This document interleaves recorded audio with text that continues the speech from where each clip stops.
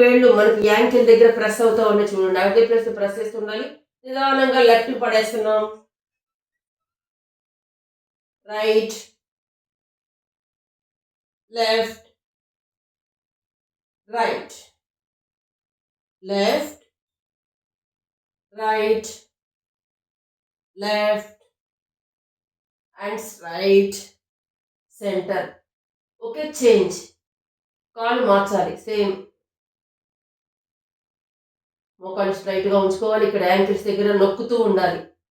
Okay, 1, 2, 3, 4, 5, 6, 7 and 8. Center. Okay, relax.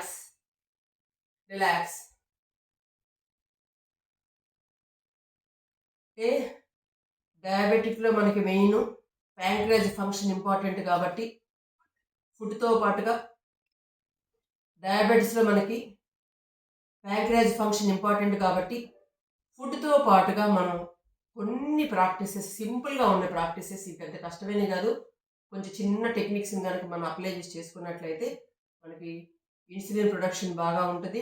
అందువల్ల మనకి tablets వాడే అలవాటు నుంచి ముందు తప్పించుకోండి. ప్రతిదానికి ట్యాబ్లెట్స్ మీద డిపెండ్ అయిపోయారు. ఫస్ట్ మెట్ఫార్మిన్, తర్వాత గ్లింపరైడ్, తర్వాత సిటాగ్లిప్టిన్ ఆర్ విల్డాగ్లిప్టిన్, నెక్స్ట్ మళ్ళీ ఇన్సులిన్కి వెళ్ళిపోతున్నారు. ఇన్సులిన్ తర్వాత ఇంకేముంటుంది చెప్పండి. అందువల్ల కొంచెం ఫుడ్ హ్యాబిట్స్, అలానే చిన్న మన లైఫ్ స్టైల్లో చిన్న చిన్న మార్పులు, ఇవి చూసిన మకరాసనాస్ మనకి చాలా ఈజీగా ఉంటాయి కదా.